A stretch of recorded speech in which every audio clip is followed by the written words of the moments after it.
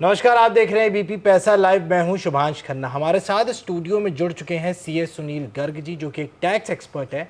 उनसे बात होगी मोदी 3.0 का जो विकसित भारत का जो बजट है, जो थोड़ी देर में आने वाला है। वित्त मंत्री निर्मला सीतारमण इसे पूरे देश के सामने प्रस्तुत करने वाली हैं। नमस्कार सुनील सर, हमारे प्लेटफॉर्म पर आपका बहुत बहुत स्वागत है। तो सर, पहला सवाल आपसे यही रहने वाला है कि टैक्सेशन में किस तरीके की छूट की उम्मीदें एक मिडिल क्लास आदमी कर रहा है, खास तौर से इस बजट से? देखिए, ये बजट जहाँ विकसित भारत के लिए होगा, वहाँ मुझे लगता है कि कहीं ना कहीं जो ज़मीन से जुड़े हुए मुद्दे हैं, जो आम आदमी को प्रभावित करते हैं, उनको भी सरकार एड्रेस करने की कोशिश करेगी। और विशेषकर मिडिल क्लास फैमिलीज़ को और नौकरी पेशा कर्मचारियों को एक हमेशा शिकायत रहती है कि बजट में उनको कुछ नहीं मिला। आपने वेलफेयर स्कीम के माध्यम से बहुत सारे लोगों को राशन फ्री दे दिया, नए मकान आपने दे दिए, सब कुछ दे दिया। आयुष्मान भारत का भी आपने 50 करोड़ लोगों को हेल्थ इंश्योरेंस दे दिया। लेकिन दूसरी तरफ नौकरी पेशा वालों के लिए आपने एचआरए की डिडक्शन भी ख़त्म कर दी। आपने हाउसिंग लोन की रीपेमेंट को भी नए रिजीम के नाम पे ख़त्म कर दिया। आपने मेडिक्लेम की जो छूट मिला करती थी वो भी बंद कर दी है। तो कहीं ना कहीं जो मिडिल क्लास फैमिली, जो कि 60-70 करोड़ का एक चंक है, और उसमें भी विशेषकर नौकरी पेशा लोग, उनको एड्रेस करने के लिए बजट होगा। मुझे क्या लगता है, मुझे लगता है कि शायद स्टैंडर्ड डिडक्शन को बढ़ाया जा सकता है, 50,000 से बढ़ाकर 1 लाख किया जा सकता है इस बजट में। दूसरा, टैक्स के स्लैब में बदलाव की उम्मीद हम कर रहे हैं, क्योंकि नए रिजीम में जिसको सरकार बहुत प्रमोट कर रही है, फिर भी लोग उसमें अट्रैक्ट नहीं हो रहे हैं। उसको ऑप्ट करने में थोड़ा सा उनको हिचकिचाहट है, कहीं ना कहीं मजबूरी में कर रहे हैं। उनको लगता है कि मैं पुरानी रिजीम में ज़्यादा इन्वेस्टमेंट, ज़्यादा सेविंग्स करके मैं ज़्यादा बेनिफिट ले सकता हूँ। पर अब समस्या ये है कि आपको दोनों टैक्स रिजीम में कैलकुलेट करना टैक्स का, ये इतना आसान काम नहीं होता है। तो मुझे ऐसा लगता है कि इस बजट में शायद कोई मिक्स एंड मैच आ जाए, जहाँ पे कुछ डिडक्शंस को नए रिजीम में भी अलाउ कर दिया जाए। जैसे मैंने बताया कि स्टैंडर्ड डिडक्शन को बढ़ाया जा सकता है, एनपीएस में चेंज किया जा सकता है, नेशनल पेंशन स्कीम में जो एम्प्लॉयज़ कंट्रीब्यूशन है अभी तक उस पर कोई छूट नहीं मिलती है नई रिजीम में, उसको शायद सरकार ला सकती है। सर, एक सवाल ये लेना चाहूँगा कि ऐसे एजम्पशन लगाए जा रहे थे बजट से कि जो 30% वाले टैक्स ब्रैकेट वाले लोग हैं जीएसटी के, तो सॉरी यार फिर से रहेंगे सर, एक एजम्पशन ऐसा लगाया जा रहा था जीएसटी का कि 30% वाले जो टैक्स ब्रैकेट के लोग हैं उनके लिए इस बार छूट देखने को मिल सकती है थोड़ी। तो वो सर, उस पर आपका क्या कहना है? देखिए, अभी पुराने रिजीम में 10 लाख से ऊपर 30% छूट टैक्स लग जाती है, टैक्स की दर 30% है। और नए रिजीम में 15 लाख रुपए की इनकम के ऊपर 30% की स्लैब दर है, और उसके बाद भी 4% का सरचार्ज है, तो कोई 31.20% टैक्स आप चार्ज करते हैं। लेकिन आप ये मान लीजिए कि 15 लाख रुपए कमाने वाला आदमी या 10 लाख ज़्यादा कमाने वाला आदमी पुराने रिजीम में, वो मिडिल क्लास फैमिली का पार्ट बनाता है। अब आप उसकी हर इनकम पर अगर 30% टैक्स ले रहे हैं तो उसको बहुत चुभता है वो। मुझे लगता है कि मिडिल क्लास फैमिली को राहत देने के लिए 15 लाख के स्लैब को बढ़ाकर 20 या 25 लाख किया जा सकता है नई रिजीम में, और पुराने रिजीम में 10 लाख को बढ़ाकर 15 लाख किया जा सकता है, और ये करना भी चाहिए सरकार को अब। सर, क्योंकि ये एनडीए का बजट है एक तरह से देखा जाए तो सर, आपको ऐसा लग रहा है जैसे चुनावी नतीजे जिस तरीके के आए थे, तो उसके बाद क्या ऐसा लग रहा है कि सरकार मिडिल क्लास के लिए कुछ ऐसा राहत पैकेज लाए जिससे वो चुनाव वाली जो नाराज़गी है जनता की वो कवर हो सके? देखिए, किसी भी लोकतंत्र में अंतिम आवाज़ या अंतिम फैसला जनता का ही होता है, और देश की जनता बहुत समझदार है। कहते हैं पब्लिक है, ये सब जानती है। और 2024 का जो रिज़ल्ट आया, उसने कोई ना कोई इशारा तो ज़रूर किया है, और इशारा जहाँ मुझे नज़र आता है वो ये किया कि सरकार से लोग नाराज़ तो नहीं है, उसके विरुद्ध गुस्सा तो नहीं है, पर कहीं ना कहीं नाखुशी है। वो सरकार को बदलना नहीं चाहते, पर वो चाहते कि सरकार कोर्स करेक्शन करे। बड़ी बड़ी बातें या बड़े बड़े सपने दिखाने की बजाय जो ज़मीन से जुड़े हुए मुद्दे हैं, आम आदमी से जुड़े हुए जो मुद्दे हैं, चाहे वो बेरोज़गारी का मुद्दा है, चाहे वो महंगाई का मुद्दा है, चाहे इन्वेस्टमेंट्स के मुद्दे हैं, उनको रियल सेंस में एड्रेस करने की ज़रूरत है। आप स्टार्टअप इंडिया की बात करते हैं, स्टार्टअप इंडिया को आप बूस्ट करने की बात करते हैं, लेकिन आपको देखना पड़ेगा स्टार्टअप इंडिया कितना लोगों को रोज़गार दे रहा है, नए बच्चे उसमें आ रहे हैं, नई टेक्नोलॉजी आ रही है। तो उसको आपको इंसेंटिव भी देना पड़ेगा, उनको प्रॉपर केयर भी करनी पड़ेगी। ऐसी एमएसएमई सेक्टर को लेके, जो कि सबसे बड़ा रोज़गार देता है, लेकिन वो अपने आप को महसूस करते हैं कि हमें शायद सरकार की प्राथमिकता में हमें वो जगह नहीं मिल पाती है जितनी हमको मिलनी चाहिए, जितनी हमें केयर मिलनी चाहिए वो नहीं मिल पाती है।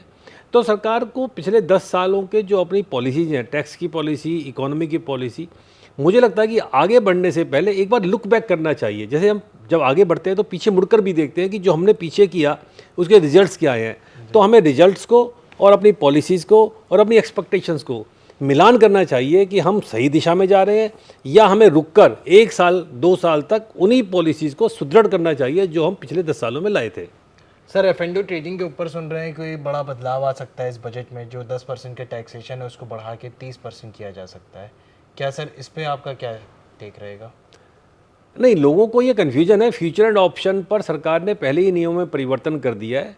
फ्यूचर एंड ऑप्शन की ट्रेडिंग पर अब जो टैक्स है वो बिजनेस इनकम में ही देना पड़ता है और उसमें आपको जो टैक्स का स्लैब रेट है, चाहे वो 10 का हो या 20 का हो या 30 का, वही लगता है। मुझे ऐसा लगता है कि फ्यूचर एंड ऑप्शंस को लेकर रिस्क परसेप्शंस बहुत ज़्यादा हैं और उसको कॉम्प्लिकेटेड बहुत कर रखा है टैक्स के लिहाज से, टैक्स के पर्सपेक्टिव लिहाज से।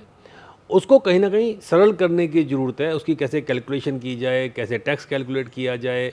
अब आप ये देखिए ना कि अगर मान लीजिए एक आदमी है, आम आदमी है, नौकरी पेशा आदमी है, वो फ्यूचर एंड ऑप्शन में ट्रेडिंग कर लेता है, तो आपको पूरी बैलेंस शीट बनानी है, आपको पूरा इनकम एंड एक्सपेंडिचर अकाउंट देना है, आपका फॉर्म भी चेंज हो जाएगा। आपका जो फॉर्म ITR 1 या 2 है उसके आपको ITR 3 फॉर्म बनना पड़ेगा। तो ये कहीं ना कहीं आम आदमी चाहता है कि मुझे सरल भाषा में, सरलीकरण के हिसाब से आप मेरे से टैक्स ले लीजिए और रीजनेबल टैक्स ले लीजिए। सर 80C और 80T में किसी तरीके के चेंजेस को आप लोग देख रहे हैं कि शायद हो सके इस बजट में?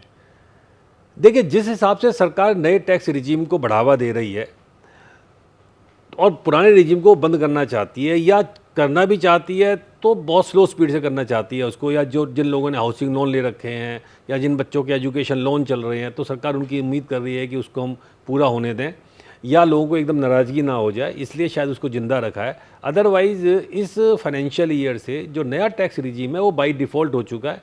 अब आप जब भी रिटर्न भरने जाएंगे तो आपको नया रिजीम जो है वो आएगा, आपको पुराना चुनना पड़ता है, उसके लिए स्पेशल फॉर्म बनना पड़ता है। अगर आपकी बिजनेस इनकम है तो आपको फॉर्म बनना पड़ता है, अगर आप नौकरी पेशा है तो आपको फॉर्म नहीं बनना पर आपको टिक करना है।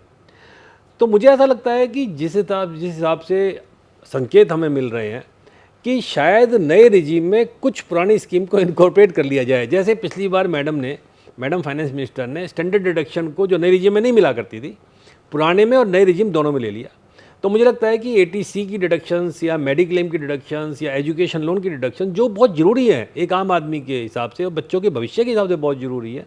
देखिए, एक बच्चे ने या एक पेरेंट्स ने अपने बच्चे को पढ़ाने के लिए एजुकेशन लोन लिया और ये सोच के लिया कि मैं इसकी छूट लूँगा, 8 साल तक मैं इसको जो ब्याज देना उसकी मुझे छूट मिल जाती है, तो आप उसको एक एसेंशियल आइटम मानिए। इसी तरह से 80C भी एक इन्वेस्टमेंट है। आप ये मान के चलिए कि जब आपको एक इंसेंटिव होता है कि मैं अगर इन्वेस्ट करूंगा तो मुझे टैक्स में छूट मिल जाएगी, तो इन्वेस्टमेंट बढ़ जाती है। और पिछले हमने 2-3 सालों में देखा है कि जो इन्वेस्टमेंट है, जो सेविंग्स हैं, उनकी दर कम हो रही है, तो सरकार उसको बढ़ाने की ज़रूरत है। तो मुझे ऐसा लगता है कि नए और पुराने रिजीम को मिला के एक हाइब्रिड सिस्टम शायद मैडम सोच रही हैं कि कुछ उसके अच्छी बातें उसमें भी डाल दी जाए ताकि इसको ज़्यादा अट्रैक्टिव बनाया जा सके। सर डायरेक्ट और इनडायरेक्ट टैक्सेस के ऊपर कोई ऐसा बड़ा बदलाव आप एज्यूम कर रहे हैं कि इस बार सरकार लेकर आएगी? देखिए, इनडायरेक्ट टैक्स का जहाँ तक सवाल है, GST काउंसिल के हाथ में, उसमें बजट में कोई घोषणा होती नहीं है। अब ये नियम बदल गया है 2017 के बाद में, क्योंकि GST काउंसिल फैसला करती है GST के बारे में, जिसमें स्टेट के फाइनेंस मिनिस्टर होते हैं और माननीय वित्त मंत्री होती हैं। हाँ, डायरेक्ट टैक्स के मोर्चे पे मुझे लगता है कि सरकार की कोई कलेक्शन भी अच्छी आ रही है, टैक्स की कलेक्शन की दर कोई 20% से आसपास बढ़ रही है। तो एक मैडम के पास में एक रूम अवेलेबल है, एक स्पेस अवेलेबल है, अगर वो चाहें तो एक बदलाव करके एक हैप्पी सिचुएशन क्रिएट कर सकती है आम आदमी के लिए। सर एक आखिरी सवाल लेना चाहूँगा कि ई गेमिंग के ऊपर जो 30% का टैक्सेशन सरकार ने लगाया हुआ है, तो क्या लग रहा है कि विकसित भारत का बजट है, युवाओं को थोड़ा और बढ़ावा देने के लिए इस बजट में, मतलब इस टैक्सेशन में किसी भी तरह की रियायत बरती जा सकती है? नहीं, देखिए, ई गेमिंग को लेके या क्रिप्टो करेंसी को लेके मुझे नहीं लगता कि कोई रियायत आएगी, क्योंकि ई गेमिंग का जो पैसा आपको प्रॉफिट का आ रहा है, वो प्रॉफिट पे सरकार आपसे सबसे ज़्यादा टैक्स 30% का दर से टैक्स ले रही है। हाँ, जो युवा लगे हुए हैं, जो स्किल या जो ये काम कर रहे हैं, उनके लिए ऑफ कोर्स वो बिजनेस इनकम है, तो वहाँ पे नॉर्मल स्लैब लगता है। तो स्पेशल रेट का मतलब ये होता है कि सरकार उस पर ज़्यादा टैक्स चार्ज करना चाहती है। जैसे लॉटरी पे 30% है, क्रिप्टो पे 30% है, ई गेमिंग पर 30% है, तो ये हॉर्स रेस पे 30% है। तो ये ऐसी इनकम है जो कैजुअल इनकम हम कहते हैं, जिनको बाई चांस इनकम कहा जाता है, तो उस पर ज़्यादा टैक्स इधर होती ही है। बहुत बहुत धन्यवाद सीएस सुनील सर, आपका हमारे शो पे आने के लिए, अपने बजट के इंसाइट देने के लिए। बजट से जुड़े हर बड़े से छोटे अपडेट के लिए पैसा लाइव को देखते रहें, क्योंकि हमारी नज़र है बजट के हर एक एंगल पर। धन्यवाद।